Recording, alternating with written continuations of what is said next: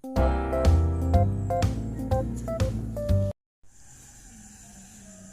us try to solve some problems involving variation. So we have here number 1.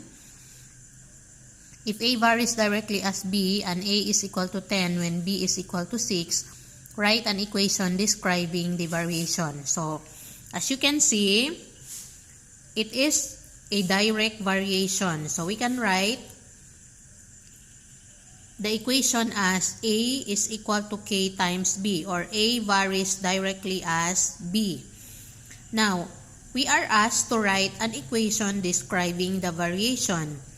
So, when writing the equation, we just have to find the value of our constant of proportionality first. So, that is the reason why we are given the value of A and B, so that we can write the equation describing the said variation. So, to find our K, use this value of A and B. So, we have our A is 10. A is 10 when B is equal to 6. So, find our K. Our B is 6. So, to eliminate 6 in this side of the equation, divide by 6, divide by 6, cancel out. So, our K is 10 over 6. K is equal to 10 over 6, or this is an improper fraction. So, we just write it that way as an improper fraction, but we have to reduce it to lowest term. So, 10 and 6 is divisible by 2. Therefore, we can write our K as, so we have 10 divided by 2 is 5 and 6 divided by 2 is 3. So, our constant of variation is 5 over 3. So, now, our equation describing the variation is A is equal to 5 over 3B. So, this is now our equation of variation for number 1.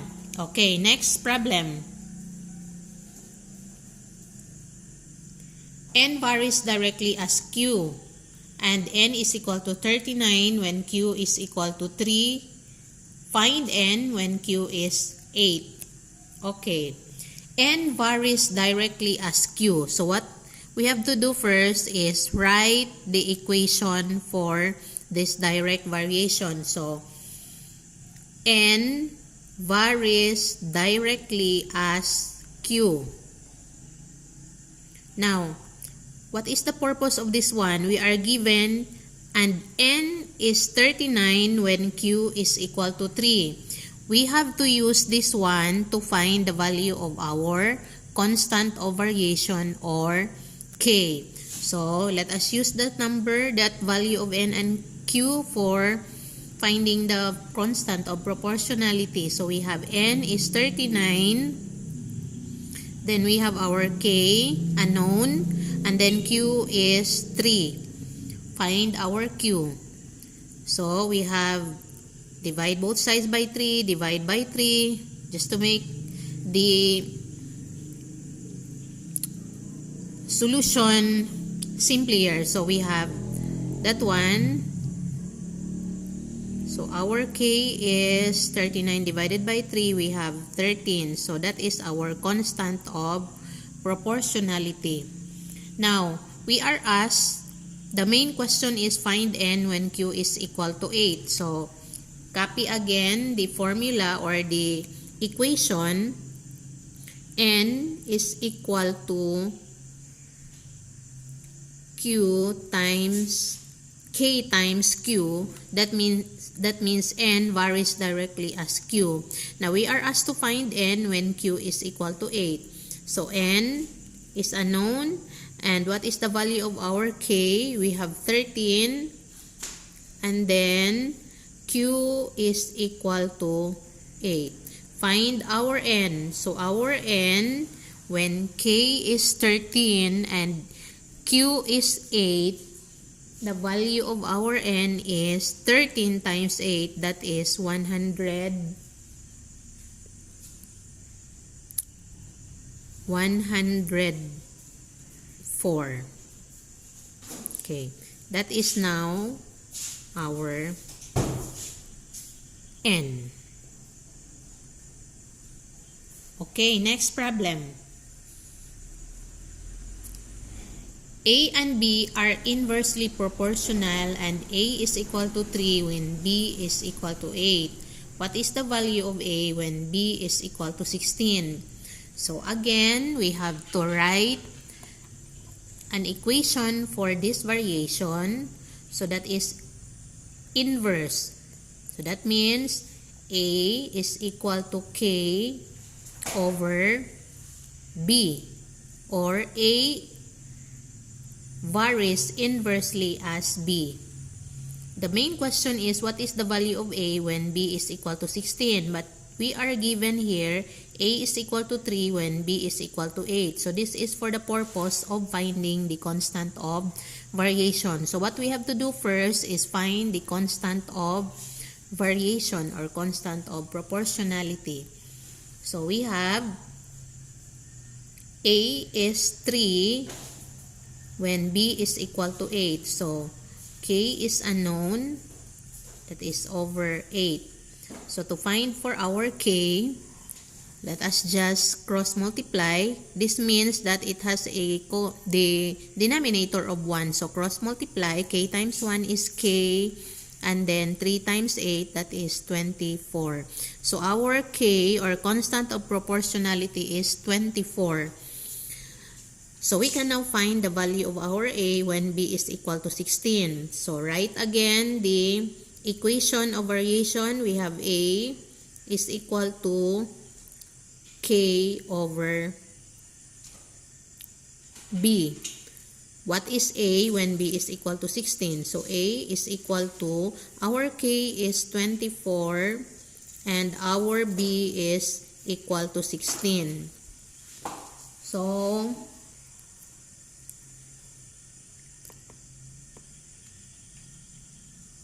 what is now the value of our A? So A is equal to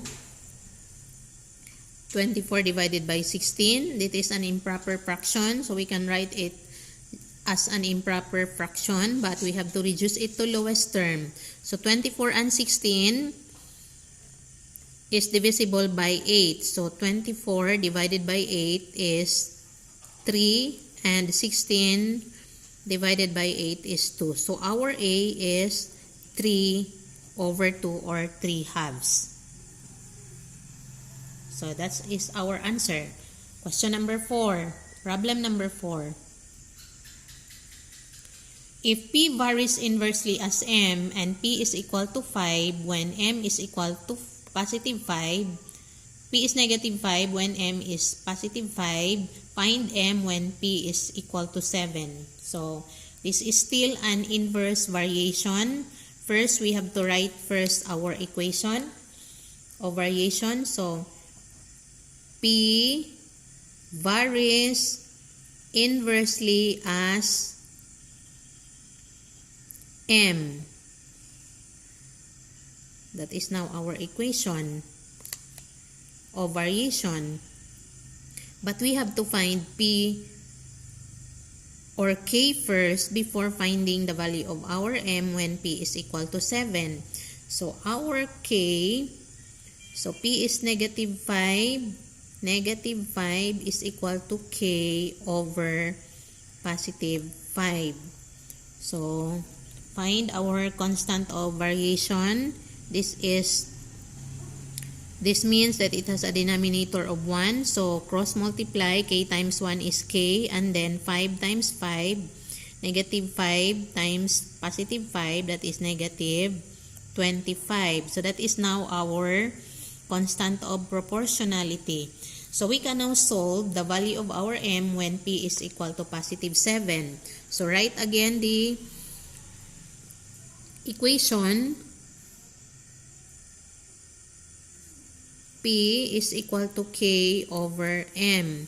What is M when P is equal to positive 7? So when P is 7, copy, and then K is negative 25, then what is our M? So what we have to do here. Cross multiply again. So we have that 1. That means it has a denominator of 1. So cross multiply 7 times m. That is 7m is equal to 25 times 1, negative 25. So that is negative 25. To find the value of your m, divide by 7. Divide by 7. So m is equal to negative 25 over 7. So that is now the value of our m. Okay. Next problem. So we have here number 5. If y varies inversely as x and y is equal to 2 when x is equal to 8, find x when y is equal to 14. So this is still an inverse variation. Let us write first the equation of variation. So y varies inversely as x. That is our equation. But we have to find first our constant of proportionality or constant of variation. When y is equal to 2 and x is equal to 8, we can find our k now. So y is equal to 2 when x is equal to 8. So our constant of variation is k cross multiply. So we have 16. So k is equal to 16. We can now find the value of our x when y is equal to 14 because we already have our constant of proportionality. Copy again the equation. Y is equal to k over x. So find x when y is equal to 14. So unknown here is this one, x. Y is 14. So just replace the value of your y in the equation. Y is 14 and then k is given. Is already we already found the value of our constant of proportionality. So that is 16 divided by x because x is unknown here.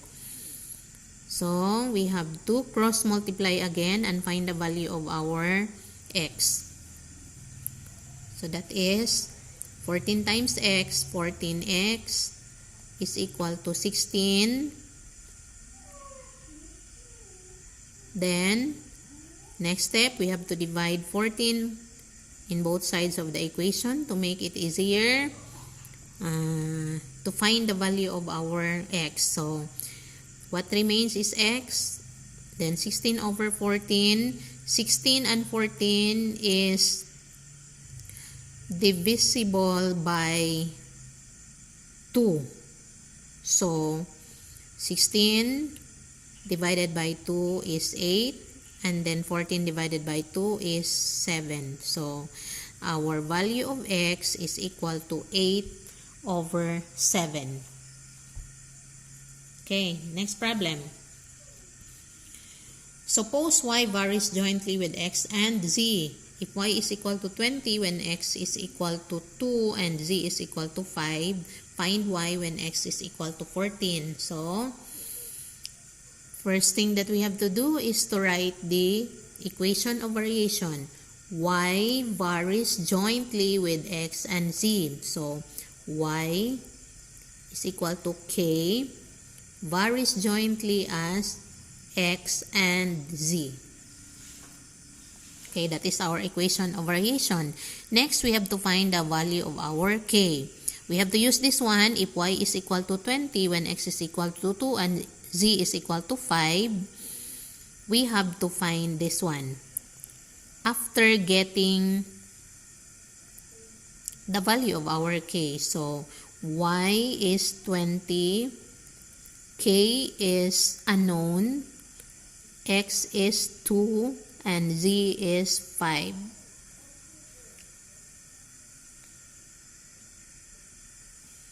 So we have 20 is equal to k times 2 times 5 is 10.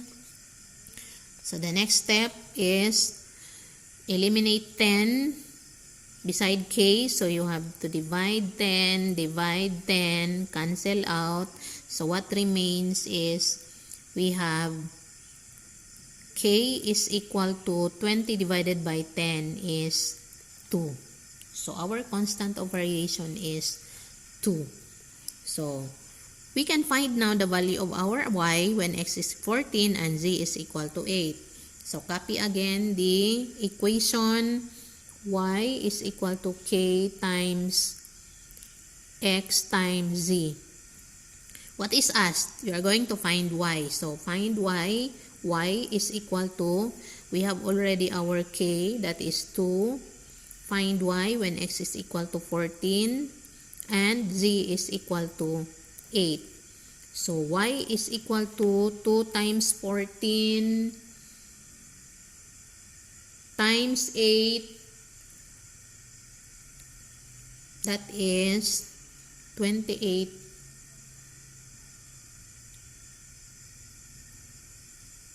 So what is 2 times 14 times 8? We have 28 times 8. 28 times 8, we have 64, 16, 22. So we have 224. So that is now the value of our y. Okay. Last problem.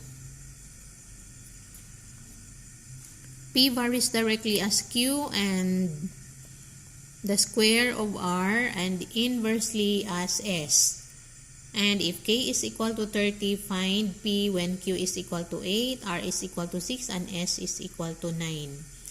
So P varies directly as Q and the square of R and inversely as S.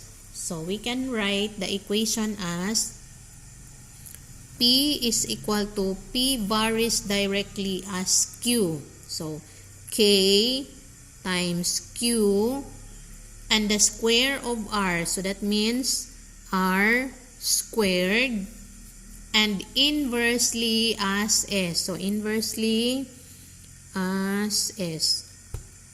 So that is our equation of variation. Then if K is 30, so the constant of variation is already given. You just have to find P when Q is equal to 8, R is equal to 6, and S is equal to 9. So, find P. P is equal to, K is given, K is 30, Q is 8, and then R is 6, but that is 6 squared because that is R squared divided by 9. Okay, next step.